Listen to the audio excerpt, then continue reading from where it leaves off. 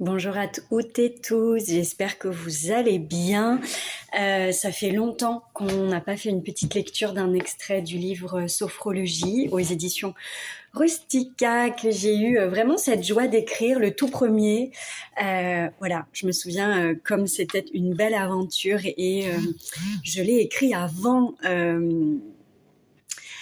la crise sanitaire et je me souviens l'avoir écrit entre la France et le Québec. Ça me rappelle beaucoup voilà, Montréal.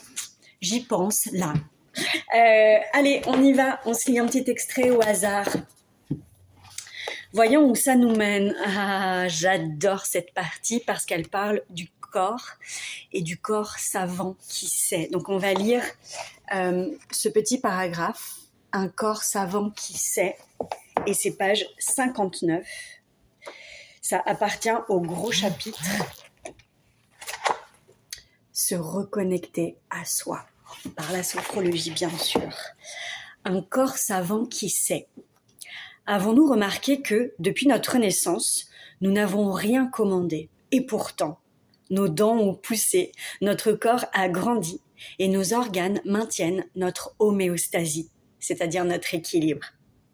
Nous ne pouvons donc pas uniquement donner la toute-puissance à notre matière grise et en oublier qu'il y a aussi une intelligence physiologique, organique en nous, qui nous porte depuis notre naissance.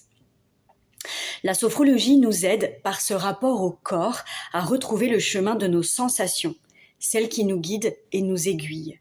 Si cela me fait chaud ou si cela me fait froid, si cela me serre ou si cela ouvre en moi. En séance, c'est une phase très importante pour se reconnecter aux sensations de notre corps, vécues comme une boussole.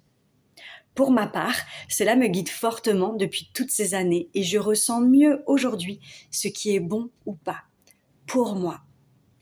Et puis, je nous mets aussi un petit poème.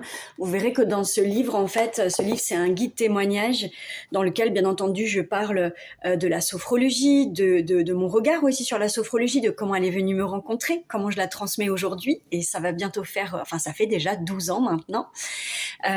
J'y mets parfois des retours de séances, des souvenirs de séances aussi qui m'ont marqué et qui avaient vraiment de la pertinence pour ce livre.